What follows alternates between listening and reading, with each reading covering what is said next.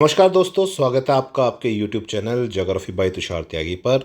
और यहाँ पे हम बात कर रहे हैं ज्योग्राफी के अंदर BSER यानी कि board of secondary education Rajasthan में जो अपने पहले ओल्ड बुक चला करती थी उनकी समरी की बात कर रहे हैं। ये छोटे छोटे सेशन रहेंगे जिसमें आपके RPSC grade first optional geography और ग्रेड सेकंड जो है इसके टॉपिक मैं कवर करूंगा इनके थ्रू। ओके, बाकी डिटेल कोर्स आप यूट्यूब पे जो अपनी लाइव क्लासेस रहती हैं वहाँ पे भी देख सकते हैं। ये केवल NCERT हैं, क्योंकि NCERT और ये board of secondary education Rajasthan जो है यहाँ से काफ़ी अच्छे खासे क्वेश्चंस आपको आते हुए दिखाई देंगे एग्जाम में। तो सबसे पहले यहाँ पे देखना शुरू करते हैं। जो चैप्टर है हमारा वो है महाद्वीप व महासागरों की उत्पत्ति। तो इस चैप्टर को देखना शुरू करते हैं। तो सबसे पहले मेरे को जो दिखाई दे रहा है वो दे रहा है यहाँ पे आपका, ये आप देखना शुरू करोगे तो आपको दिखाई देगा महाद्वीप व महासागरों की उत्पत्ति की। अगर मैं बात करता हूँ तो ये अपनी पृथ्वी पर मेरे को दिखाई देती हैं प्रथम श्रेणी के उच्चावच। ओके, अब देखो दिमाग में क्वेश्चन आएगा कि महाद्वीप और महासागर हैं, ये अगर प्रथम श्रेणी के उच्चावच हैं तो हमारी पृथ्वी पर द्वितीयक श्रेणी के उच्चावच कौन से होंगे और तृतीयक श्रेणी के उच्चावच जो हैं वो कौन से होंगे। तो अगर मैं द्वितीयक श्रेणी के उच्चावच की बात करता हूँ तो इसके अंदर जो आएंगे आपके वो आएंगे पर्वत हो गए, उसके अलावा आपके पठार हो गए, उसके अलावा आपके मैदान हो गए, उसके अलावा आपकी झीलें हो गई हैं।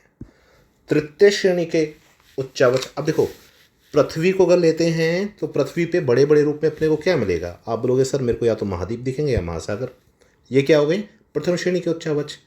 अब इन महाद्वीपों पर जो आपको स्थलाकृतियाँ दिखाई दे रही हैं जैसे पर्वत हो गए, पठार हो गए, मैदान हो गए, झीलें हो गई, ये क्या हो गए, ये द्वितीय श्रेणी के उच्चावच।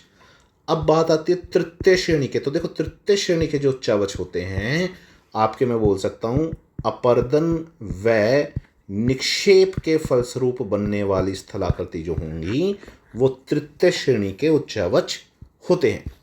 अब यहाँ पे अपन देखना शुरू करते हैं तो स्पेशली बात इसमें ही आपकी प्लेट टेक्टोनिक की बात आएगी। तो यहाँ पे कह रहे हैं कि भाई महाद्वीप और महासागरों की उत्पत्ति और विकास के विषय में अनेक विद्वानों के अलग अलग सिद्धांत प्रस्तुत किए हैं, जिसमें दो सर्वाधिक स्वीकार व वैज्ञानिक सिद्धांत हैं। एक है महाद्वीप विस्थापन और दूसरा है प्लेट वर्तनी सिद्धांत। अब ध्यान रखना आप कि दोनों ही सिद्धांत अलग हैं। महाद्वीप विस्थापन सिद्धांत अलग है, प्लेट वर्तनी सिद्धांत अलग है।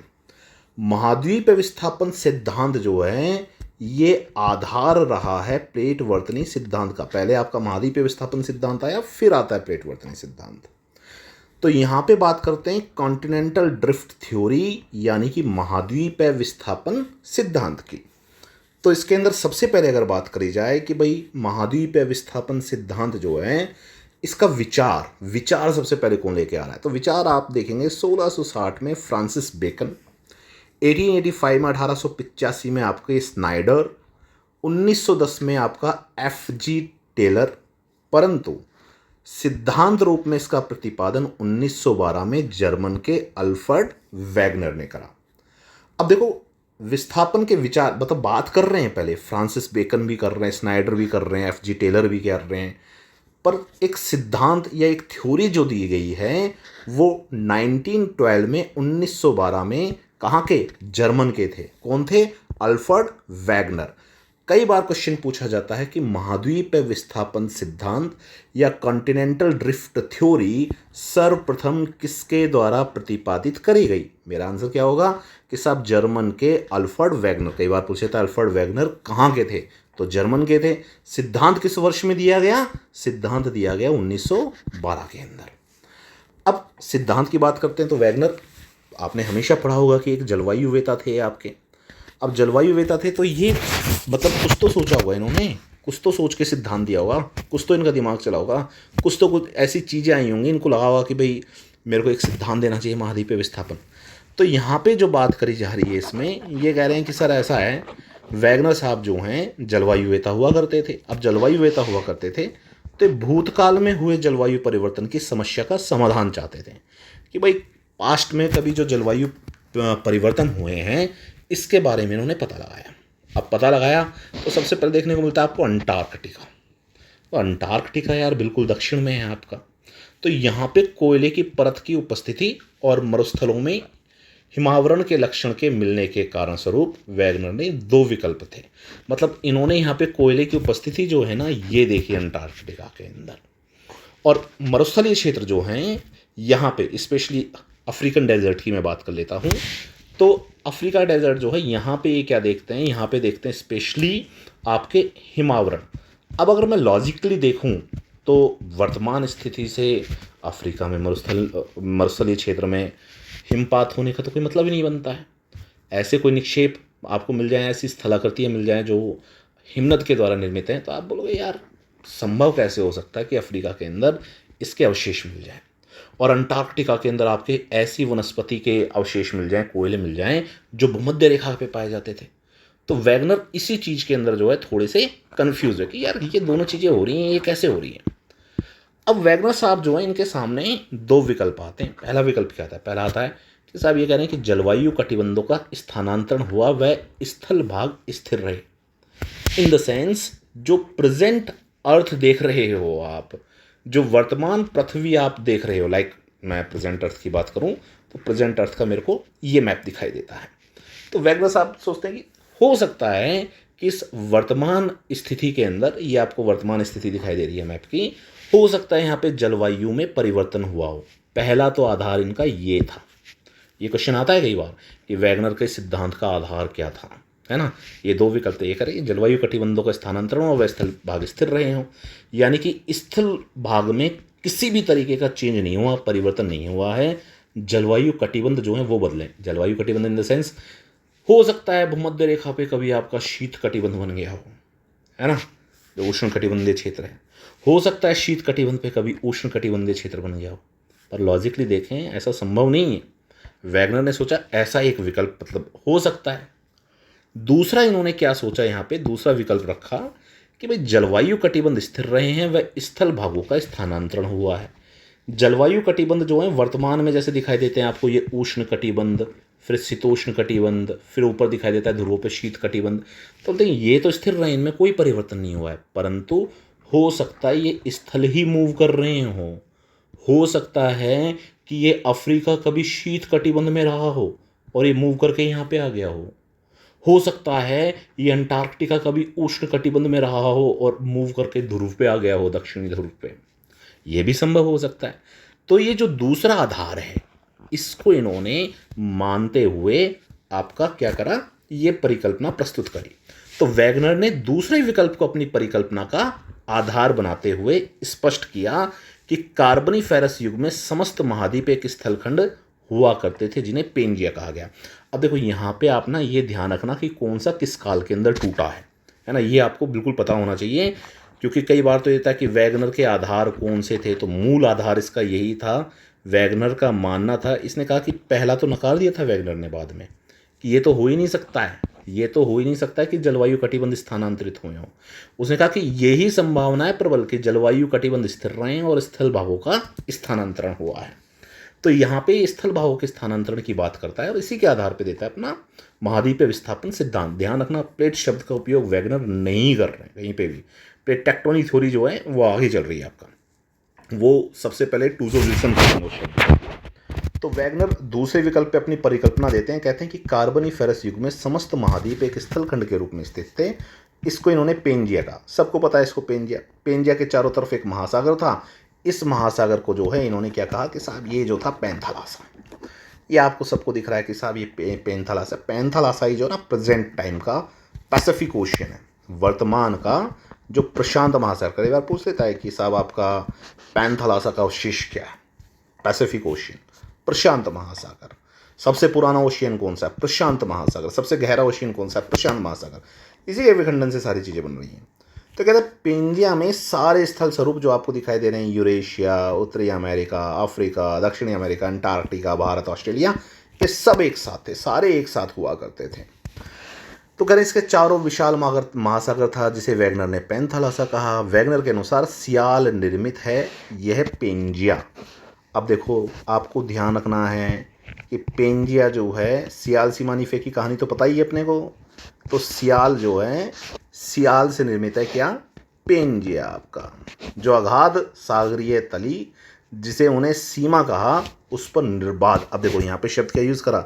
निर्बाध, यानी कि स्वतंत्र रूप से तैर रहा है ना। पेंजिया जो है वो सीमा पे, मतलब जो सियाल से निर्मित है।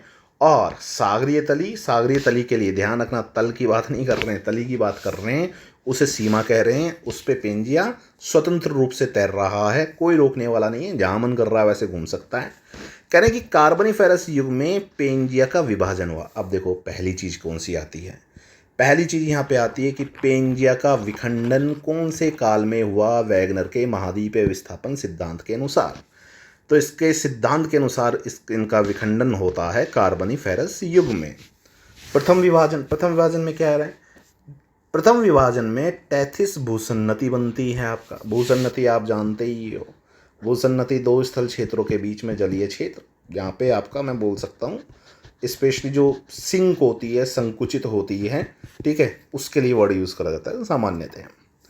इसके उत्तर में अंगारा लैंड। अब देखो ये अंगारा लैंड, जिसको आप लोरेशिया कह रहे हो, ऊपर वाला भाग अंगारा लैंड कह दो या लोरेशिया कह दो, और दक्षिणी भाग को गोंडवाना लैंड जो है ये कहा गया। ये आपको दिखाई दे रहा है, पेंजिया का विखंडन आपका कार्बोनिफेरस पीरियड में होता है। ऊपर लोरेशिया दिखा देता है, नीचे गोंडवाना लैंड दिखाई देता है आपको।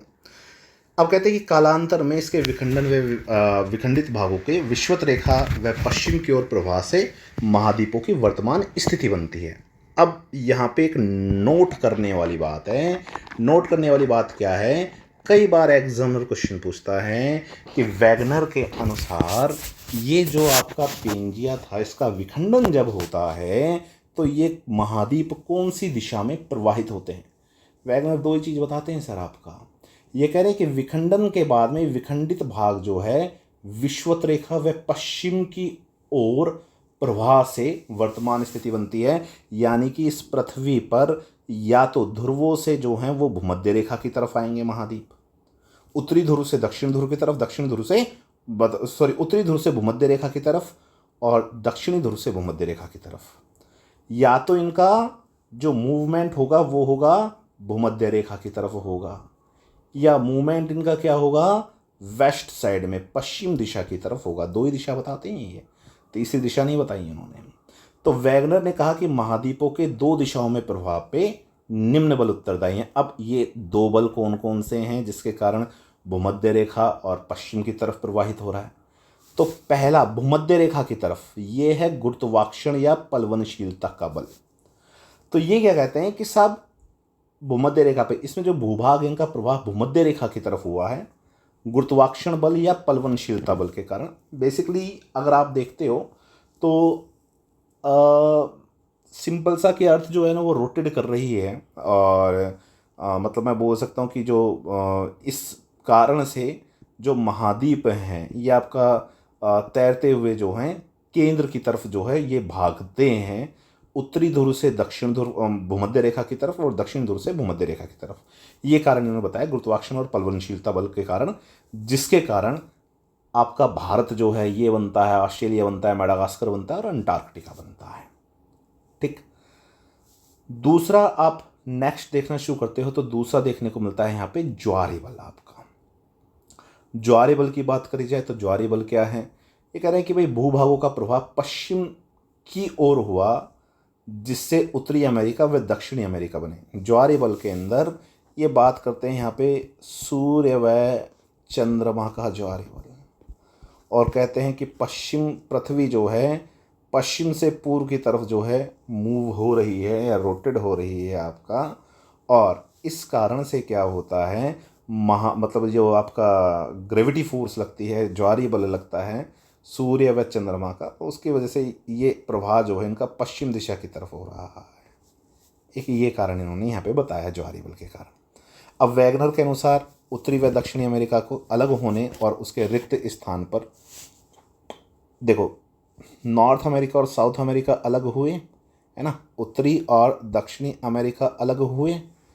इसके अलग होने पर क्या बनेगा? सिंपल सा है, यहाँ पे मेरे को अंध महासागर जो है ये दिखाई दे रहा है, अटलांटिक ओशन। फिर ये कह रहा है कि साहब रिक्त स्थान पर अंध महासागर और ऑस्ट्रेलिया अंटार्कटिका के पृथक होने से रिक्त स्थान पर हिंद महासागर, अंटार्कटिका अगर अलग हुई है तो उससे आपका हिंद महासागर जो है इसका निर्माण होता है। ये बात इन्होंने यहाँ पे कह दी है। फिर कहते हैं कि भाई आपका शेष बचा पैंथलासा प्रशांत महासागर कहलाया गया। तो ये क्वेश्चन आता है प्रशांत महासागर किसका अवशेष है, मतलब पैंथलासा का है। आगे पृथ्वी पर सबसे पुराना महासागर कौन सा है, तो अपना आंसर यही क्या होता है, प्रशांत महासागर। अब इसके पक्ष के प्रमाण की बात आती है। सिद्धांत जब दिया है तो पक्ष के प्रमाण की बात भी आएगी। 1912 का है सिद्धांत, ध्यान रखना। अब यहाँ पे बात करते हैं कि साहब प्रमाण क्या है, तो पहला इनका प्रमाण था जिग्साफिट। ये इस बार ग्रेड सेकंड संस्कृत डिपार्टमेंट का जो पेपर था वहाँ पे पूछा गया है राजस्थान के अंदर, कि जिग्साफिट जो है इसके समर्थक कौन थे। जिग्साफिट आपका जो सिद्धांत है, या मैं बोल सकता हूँ इसका नाम जो है किसके द्वारा दिया गया, अल्फ्रेड वैगनर के द्वारा। ये कहता है ये अटलांटिक महासागर के पूर्व पश्चिमी तट में अद्भुत साम्यता स्थापित है। अंध महासागर का पूर्वी पश्चिमी तट कौन सा होगा, यहाँ पे नॉर्थ अमेरिका का पूर्वी तट, साउथ अमेरिका का पूर्वी तट, यूरोप का पश्चिमी तट, अफ्रीका का पश्चिमी तट। जिग्साफिट का मतलब यही है कि अगर मैं इनको मिलाना चाहूँ तो ये आपस में मिल जाएंगे। ये लगते हैं कि भाई एक ही टुकड़े हैं। जैसे उत्तरी अमेरिका ऐसा लगता है कि यूरोप से टूट के अलग हुआ है, दक्षिणी अमेरिका का ये हिस्सा अगर अफ्रीका से मिलाया जाए तो ऐसा लगता है कि अफ्रीका से ही टूट के बना हुआ है। तो कहते हैं कि यदि विस्थापित महाद्वीपों को सटाकर देखा जाए तो सभी युग की पर्वतमालाओं के संरेखण में काफ़ी समानता देखने को मिलती है। कैलिडोनियन, हर्सिनियन और अल्पाइन आदि सभी पर्वतों में समानता पाई जाती है। ठीक है। दूसरा, नवीन मोड़दार पर्वतों की उत्पत्ति। अब नवीन मोड़दार पर्वतों की उत्पत्ति, तो वैगनर कहते हैं कि भैया रॉकीज, एंडीज और आल्प्स और हिमालय पर्वत। देखो रॉकीज यहाँ उत्तरी अमेरिका में, एंडीज यहाँ दक्षिणी अमेरिका में, है ना, हिमालय यहाँ दिखाई दे रहा है मेरे को, आल्प्स यूरोप जो है यहाँ पे दिखाई दे रहा है। ये कह रहे हैं कि साहब ये भूसन्नति जो है ना, भूसन्नति के विद्वान होने की कल्पना करी। इन्होंने कहा कि साहब ऐसा है, ये भूसन्नतियाँ थीं और जैसे ये आपके महाद्वीप प्रवाहित हुए, जैसे उत्तरी अमेरिका, दक्षिणी अमेरिका पश्चिम की तरफ प्रवाहित हुए, और जैसे ही आपका पश्चिम की तरफ प्रवाहित होते हैं तो यहाँ पे आपका एक बैरियर लगता है, या फिर मैं बोल सकता हूँ, इन्होंने एक शब्द का यूज़ करा था कि सीमा जो है वो अवरोध प्रकट करती है सियाल पे। इस चीज़ पे इनका क्रिटिसिज्म भी हुआ था वैगनर साहब का। तो बोलते हैं कि साहब ये पश्चिम की तरफ प्रवाहित हो रहे थे और सीमा ने अवरोध करा। सिंपल सा है, अगर आपका ऊपर का एक प्रवाह जो है वो घूम रहा है स्वतंत्र रूप से, तो नीचे वाला जो है ना क्षेत्र वो उसको रोकने की कोशिश करेगा। इसने रोकने की कोशिश करी तो एकदम से इन पे ब्रेक लग गया, रुक गए, और जैसी कोई चीज़ चलती हुई एकदम से रुकी तो इस किनारे पर आपके फोल्ड पड़ जाएंगे, मोड़ पड़ जाएंगे और मोड़दार पर्वतों का निर्माण हो जाएगा। महाद्वीपों के पश्चिमी क्षेत्र पे उत्तरी अमेरिका, दक्षिणी अमेरिका, ये कहते हैं इंडिया भी इस तरीके से ऊपर आया और यहाँ पे भी आपका हिमालय का निर्माण हुआ, ये इन्होंने बताया। एक भूगर्भिक प्रमाण। अब देखो यहाँ पे एक चीज़ का ध्यान रखना, जिग्साफिट जो है यहाँ पे इन्होंने बात करी है अटलांटिक तटों के मध्य समानता, पर्वतों का संरेखण और एक नवीन मोड़दार पर्वतों की उत्पत्ति। संरेखण में इन्होंने कहा है कि ये जो पश्चिमी तट और पूर्वी तट है ना, इनकी चट्टानों में समानता पाई जाती है, एक सी चट्टानें हैं ये आपकी। फिर बात करते हैं ये आपका भूगर्भिक प्रमाण। तो कहते हैं संरचनात्मक समानता, तो अंध महासागर के दोनों ओर के तटीय क्षेत्रों की शैल जो है उसमें समानता है। लगता है कि तट जो है दोनों कभी आपके सटे हुए थे भूतकाल के अंदर। फिर उसके बाद में नेक्स्ट कहते हैं स्थिर विन्यास की समानता। अटलांटिक महासागर के दोनों तटों की चट्टान विभिन्न परतों के क्रम पाए जाने वाली समानता, इसमें सभी सटे होने के प्रमाण हैं। एक भू ज्यामिति प्रमाण, तो बोलते हैं भू ज्यामिति अध्ययनों से ऐसे प्रमाण मिले हैं कि ग्रीनलैंड धीरे धीरे कनाडा की तरफ विस्थापित हो रहा है। ये ग्रीनलैंड जो है पश्चिम की तरफ प्रवाहित हो रहा है, जो महाद्वीप विस्थापन को प्रमाणित करता है। ये भी ध्यान रखना, ये भी वैगनर ने दिया था।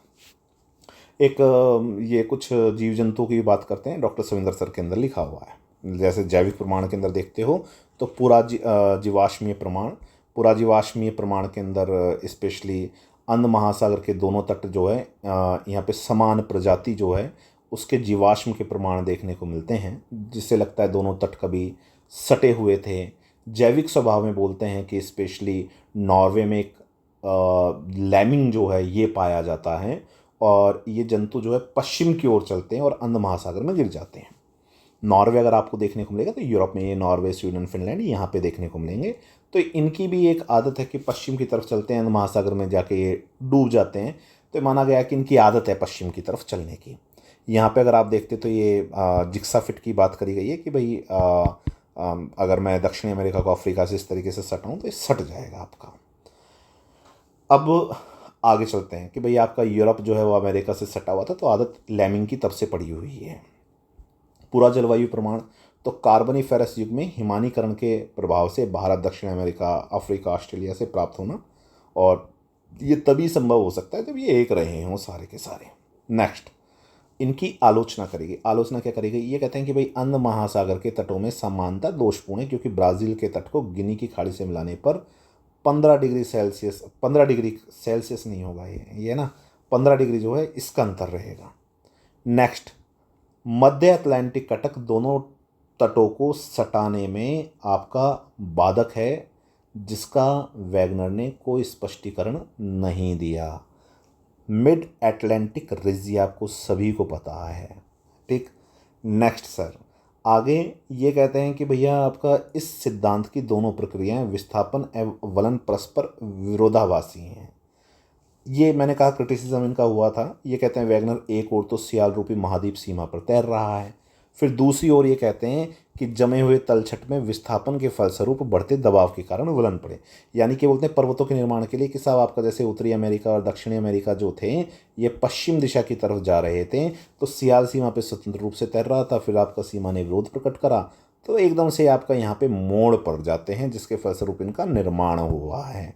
तो बोलते हैं कि यार एक तरफ तो आप ये बोल रहे हो कि सियाल सीमा पर स्वतंत्र रूप से तैर रहा है, और दूसरी ओर जो है आप कह रहे हो कि इन तलछटों के विस्थापन से जो है दबाव के कारण वलन पड़ रहे हैं। तो ये दोनों चीज़ें जो हैं आपकी अलग अलग हैं, इसको नहीं माना जाएगा। फिर नेक्स्ट आलोचना, भूगर्भिक आलोचना के अंदर देखते हैं तो अटलांटिक तटों पर संरचनात्मक विन्यास केवल आंशिक समानताएं, इनके कोई स्पष्ट प्रमाण जो अपने को नहीं मिलते हैं। भूगणितीय आलोचना, भूगणितीय आलोचना के अंदर स्पेशली वैगनर के अनुसार पश्चिम की ओर विस्थापन सूर्य व चंद्रमा के गुरुत्वाकर्षण से। अब देखो ये पूछ लिया जाता है कि वैगनर के अनुसार महाद्वीपों का पश्चिम की तरफ विस्थापन किस वजह से हो रहा है, तो सूर्य व चंद्रमा के गुरुत्वाकर्षण से। ध्यान रखना, ये आलोचना करी गई थी, ये कही गई थी कि भाई आपका इतना तेज़ तो गुरुत्वाकर्षण इनका है ही नहीं, अगर इतना गुरुत्वाकर्षण होता तो पृथ्वी का रोटेशन ही रुक जाता। ये कह रहे हैं कि गणितीय सिद्धांत जो है वो कहते हैं कि अमेरिका को पश्चिम की ओर विस्थापन करने के लिए जितने गुरुत्वाकर्षण बल की आवश्यकता होती है वो वर्तमान बल से 10 अरब गुना अधिक होना चाहिए। तो कह रहे हैं संभव नहीं है, असंभव है आपका, और वही इतना अधिक बल लग जाएगा ना तो ये पृथ्वी का परिभ्रमण गति जो है ये आपकी बाधित होगी। घूर्णन नहीं, सॉरी, परिभ्रमण गति जो है ये बाधित होगी आपकी। जैविक आलोचना तो इसके भी अंशकालिक प्रमाण हैं। अब पूरा जलवायु आलोचना तो इसमें स्टीयर्स जो है कहते हैं कि भाई उत्तरी पश्चिमी अमेरिका, यूएसए, बोस्टन क्षेत्र जो हैं ये सब भूमध्य रेखा पर थे। अलास्का जैसे हिमयुग के निक्षेप पाए जाते हैं। वैगनर के अनुसार महाद्वीप पुनर्गठन से स्टीयर्स जो है ये मतलब स्पष्टीकरण इसका नहीं मिलता है, कोई इंपॉर्टेंट नहीं है आपका। अब आगे चलते हैं, आगे देखना शुरू करते हैं तो मतलब वैगनर के सिद्धांत की आलोचना भी हुई। बेसिकली कहा जाता है जर्मन के थे, जर्मन भाषा में इन्होंने दिया। फिर उसके बाद में सेकेंड वर्ल्ड वॉर हुआ, सॉरी फर्स्ट वर्ल्ड वॉर आपका चला वहाँ पे। फिर उसके बाद में मतलब इनके ट्रांसलेशन हुए, लोगों तक ये पहुँची। शुरुआत में बहुत सराहना करी गई, बाद में इसका विरोध करा गया। अब आगे चलते हैं अपन, तो आगे देखते हैं कि मतलब वैज्ञानिक आधार के बाद में इनको महत्ता दी गई, और सबसे ज़्यादा मैं बोल सकता हूँ आपका प्लेट टेक्टोनिक सिद्धांत जो है उसका आधार ये महाद्वीपीय विस्थापन सिद्धांत ही है। प्लेट टेक्टोनिक थ्योरी के बाद में इस चीज़ को माना गया कि महाद्वीपों का विस्थापन हुआ है। वैगनर साहब सही कह के गए थे। अब बात करते हैं अपन प्लेट टेक्टोनिक थ्योरी की। प्लेट टेक्टोनिक थ्योरी क्या कहती है? यदि 1960 के दशक में पुरा चुंबकीय भूकंपीय सर्वेक्षण एक आपका इससे पहले आता है सागर नितल प्रसरण सिद्धांत, है ना। ये सागर नितल प्रसरण सिद्धांत किसके द्वारा प्रतिपादित है? हैरी हेस के द्वारा। कब दिया गया? 1960 में। महाद्वीपीय विस्थापन सिद्धांत कब दिया गया है आपका? 1912 के वैगनर के द्वारा आपका। यहाँ पे एक चीज़ का ध्यान रखना, महाद्वीपीय प्रवाह नहीं है ये। कई बार एग्जामिनर प्रवाह लिख देता है। इस सिद्धांत के लिए जो वर्ड यूज़ करा गया है ना, वो करा गया है महाद्वीपीय विस्थापन सिद्धांत, है ना। अब मैं बात कर रहा हूँ किसकी? प्लेट टेक्टोनिक थ्योरी की, प्लेट वर्तनी सिद्धांत की। क्वेश्चन आता है प्लेट वर्तनी सिद्धांत का आधार क्या है बताइए। दो आधार हैं। 1914 ही था यहाँ पे वैगनर का दिया, सॉरी 12 होगा आई थिंक ये यहाँ पे, या 12 ही है, सॉरी अगेन इसको करेक्ट कर लीजिएगा।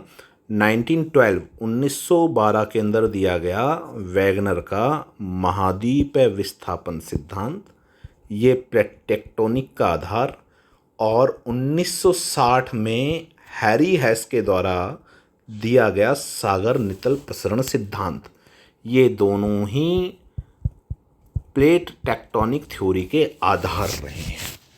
अब प्लेट शब्द का उपयोग सबसे पहले तो मैं बोल सकता हूँ सबसे पहले टूजो विल्सन साहब जो थे, इन्होंने प्लेट शब्द का उपयोग करा। ये क्वेश्चन भी पूछा जाता है आपका।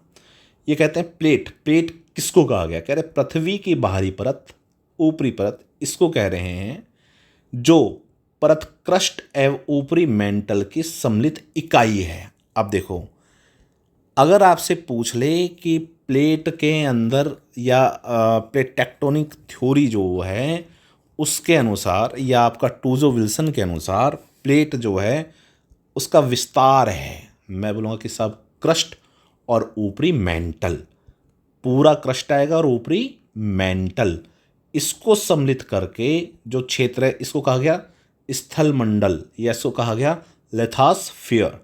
लिथोस्फीयर मोटाई 100 किलोमीटर तक, महाद्वीप महासागर दोनों में है, बाहरी परत कठोर पतली और भंगुर, वह उल्टी सुप प्लेट जो है उसके समान है आपका।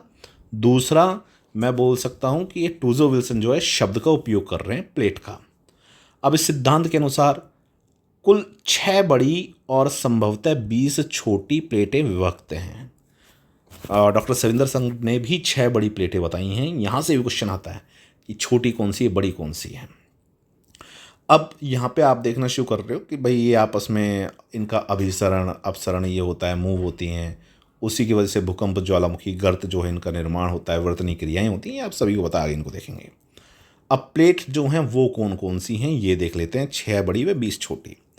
इनको अगर आप देखना शुरू करोगे, यहाँ पे आपको साफ साफ प्लेटें जो हैं ये दिखाई दे रही हैं। बड़ी प्लेटों को अगर मैं देखना शुरू करता हूँ तो एक प्लेट दिखाई देती है मेरे को नंबर 1 पे यूरेशियन प्लेट, नंबर 2 पे मेरे को दिखाई देती है नॉर्थ अमेरिकन प्लेट, नंबर 3 पे मेरे को दिखाई देती है साउथ अमेरिकन प्लेट, नंबर 4 पे मेरे को दिखाई देती है आपकी अंटार्कटिका प्लेट, नंबर 5 पे दिखाई देती है मेरे को अफ्रीकन प्लेट, और नंबर 6 पे मेरे को दिखाई देती है इंडियन प्लेट, और एक नंबर 7 पे अगर आप देखना चाहो तो आपको दिखाई देती है पैसिफिक प्लेट। आप बोल रहे हो कि सर यहाँ पे तो 6 ही हैं। 6 इसलिए हैं कि बहुत से ज्योग्राफर नॉर्थ अमेरिकन और साउथ अमेरिकन प्लेट को एक ही प्लेट मानते हैं। पैसिफिक प्लेट सबसे बड़ी प्लेट है प्लेट टेक्टोनिक थ्योरी के अकॉर्डिंग। अब छोटी छोटी प्लेटों की बात करते हैं। ध्यान रखना, अमेरिका के पूर्व में, सॉरी पश्चिम में, अमेरिका के पश्चिम में एक दिखाई देगी जिसका नाम है जुआन डी फ्यूका प्लेट। यहाँ पे उत्तरी अमेरिका दक्षिणी अमेरिका के मध्य पैसिफिक ओशियन में एक दिखाई देती है कोकोस प्लेट, और इस साइड में दिखाई देती है आपको अटलांटिक ओशियन के अंदर कैरेबियन प्लेट। अंध महासागर में कैरेबियन ये छोटी सी, और ये कोकोस दिखाई दे रही है। इन दोनों का आपका अभिसरण हो रहा है। ये बड़ी प्लेट पैसिफिक आ गई। दक्षिणी अमेरिका के पश्चिम में नाजका, देखो जुआन डी फ्यूका पता होना चाहिए ये कहाँ पे है। इसका जो मतलब मूवमेंट है ये अमेरिका में पूर्व दिशा की तरफ है, और इसी की वजह से यहाँ पे आपका मैं बोल सकता हूँ आपका रॉकीज माउंटेन जो है वो दिखाई दे रहा है।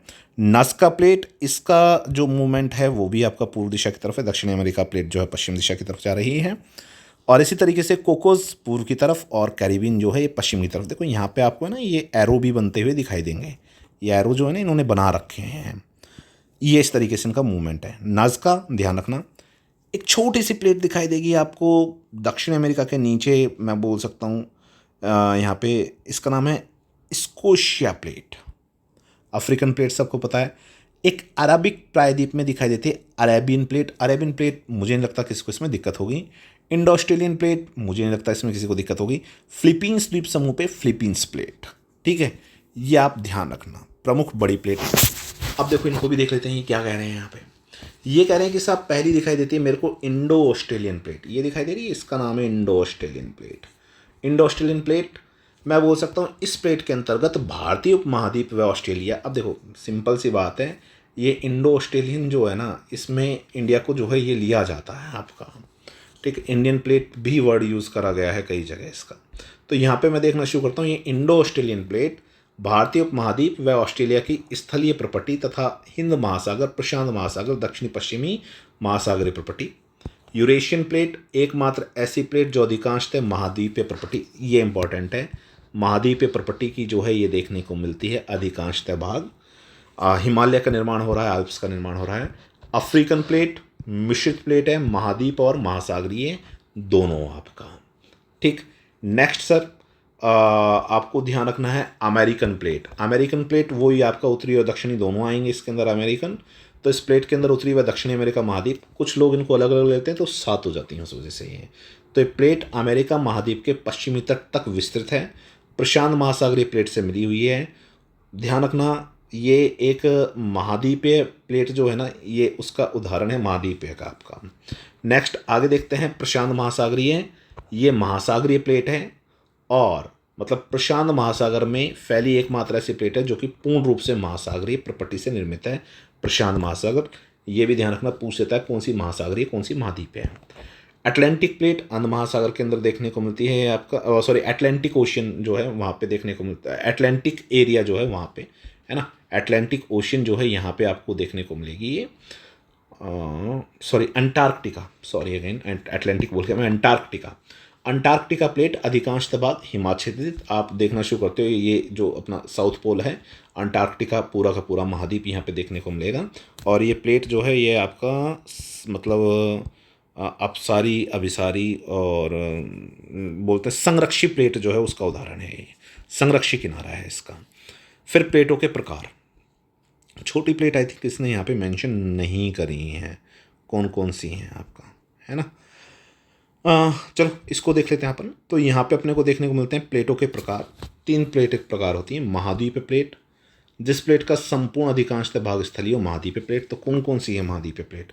यूरेशियन प्लेट, अमेरिकन प्लेट और आपका मैं बोल सकता हूँ स्पेशली यूरेशियन हो गया, अमेरिकन हो गया, ये मूलतः आपकी महाद्वीपीय। महासागरीय प्लेट जैसे कि मैं बोल सकता हूँ पैसिफिक प्लेट, पूर्णतः महासागरीय है। महासागरीय व महाद्वीपीय इनको मिश्रित बोलते हैं, जहाँ पे महाद्वीप व महासागर का दोनों क्षेत्र होता है। सामान्यतः इसके अंदर आपको देखने को मिलेगी महाद्वीपीय व महासागरीय के अंदर ये अफ्रीकन प्लेट जो है ये हो गई, इंडो ऑस्ट्रेलियन प्लेट जो है ये देखने को मिल रही है आपके। नेक्स्ट सर रचनात्मक प्लेट के किनारे, तो यहाँ पे आप बोल सकते हो जिस किनारे पे सारे 2 प्लेटों का क्या होता है अपसरण। देखो अभिसार और अपसार है ना। अपसार जो होगा यहाँ पे 2 प्लेटें विपरीत दिशा में चलेंगी, बीच में से दरार होगी, यहाँ से मैग्मा निकलेगा और यहाँ पे महासागरीय कटक बनते हैं। ध्यान रखना रचनात्मक प्लेटें जो हैं ये अपसारी सीमा पे होती हैं, सदैव विपरीत दिशा में चलते हैं, इसको बोलते हैं अपसारी सीमा। और रचनात्मक क्षेत्र मतलब यहाँ पे लावा निकलेगा। अटलांटिक कटक जो है वो इसका उदाहरण है। विनाशात्मक अभिसारी सीमा, जहाँ पे अभिसरण हो रहा है, 2 प्लेटें आपस में टकरा रही हैं, ऊपर चढ़ती हैं, यहाँ पे भूकंप व ज्वालामुखी जो है वो देखने को मिलते हैं। विनाशात्मक क्षेत्र पे आपके ज्वालामुखी चाप जो है ये देखने को मिलते हैं। उदाहरण यहाँ पे दिखाई दे रहा है, ये जो दिखाई दे रहा है ये आपका विनाशात्मक किनारा है, ये आपका अपसार जो है ये देखने को मिलता है, या इसको बोलते हैं अपन अपसारी प्लेट, इसको बोलते हैं अपन अभिसारी प्लेट। और संरक्षित जो इस तरीके से चलती हैं है ना, इनको बोलते हैं संरक्षित। ये हो गई संरक्षित प्लेट आपकी। 2 प्लेटें आपस में सरकती हैं, ना तो इसमें मतलब वो किसी भी क्षेत्र का क्षरण होता है, टूटता है, ना ही यहाँ पे आपका किसी भी क्रस्ट का या क्षेत्र का निर्माण होता है। ध्यान रखना ये इंपॉर्टेंट है, रूपांतरण भ्रंश पाए जाते हैं। ये पूछा जाता है कि रूपांतरण भ्रंश कहाँ पाए जाते हैं। संरक्षित प्लेट जो है यहाँ पे रूपांतरण भ्रंश पाए जाते हैं। उत्तरी अमेरिका के पश्चिम भाग में एट्रियान भ्रंश जो है ये पाया जाता है। एट्रियार्ड्स भ्रंश जो है ये पाया जाएगा दो प्लेटों के संरक्षी किनारे पर। अब प्लेटों की गति किस वजह से हो रही है, तो एक तो आपको देखने को मिलती है रेडियोधर्मिता भूतापीय ऊर्जा। पृथ्वी के अंदर जो आपकी उस मतलब एनर्जी बनती है, ताप बनता है, वो ऊपर की तरफ घूमता है, एक प्लूम वेव्स बनती हैं। ये संवहनीय तरंग जो हैं ये बनती हैं, ये ऊपर की तरफ जो है मूव करती हैं ऐसे प्लूम वेव्स। उसकी वजह से जो है ना प्लेटों में गति होती है, ये इधर उधर घूमती हैं आपकी। नेक्स्ट सर, एक प्लेट वर्तनी सिद्धांत के साक्ष्य तो ध्यान रखना, सादर नितल प्रसरण सिद्धांत हैरी हेस के द्वारा दिया गया था 1960 के अंदर। एक आपको देखने को मिलता है महाद्वीपीय विस्थापन सिद्धांत। ठीक है, महाद्वीपीय विस्थापन सिद्धांत जो है स्पेशली यहाँ पे कॉन्टिनेंटल ड्रिफ्ट थ्योरी जो है ये दी गई है आपकी। नेक्स्ट इसके अंदर एक दरारी घाटी जो है इनका चौड़ा होना, ये भी एक अच्छा उदाहरण है। कैलिफोर्निया घाटी जो है वो आपको देखने को मिलती है। ठीक, तो ये एक मोटा मोटा चैप्टर था आपका, स्पेशली मैं बोल सकता हूँ according to board of secondary education Rajasthan के अनुसार। ये भी ध्यान रखना, महाद्वीप महासागर प्रथम श्रेणी के भूआकार होते हैं। महाद्वीपीय विस्थापन सिद्धांत का प्रमुख आधार जलवायु कटिबंध स्थिर रहे और स्थल खंडों की स्थिति में परिवर्तन हुआ। मैंने आपको बताया था, ध्यान रखना मुख्य आधार यही था इनका कि जलवायु कटिबंध स्थिर रहे हैं। फिर वैगनर ने सियाल रूपी महाद्वीपों को सीमा परत पर तैरता हुआ बताया। फिर एक यहाँ पे आप ध्यान रखना पेंजिया पैंथेलासा की बात करी दी है। ठीक है, उम्मीद है ये आपको चैप्टर समझने में आया होगा।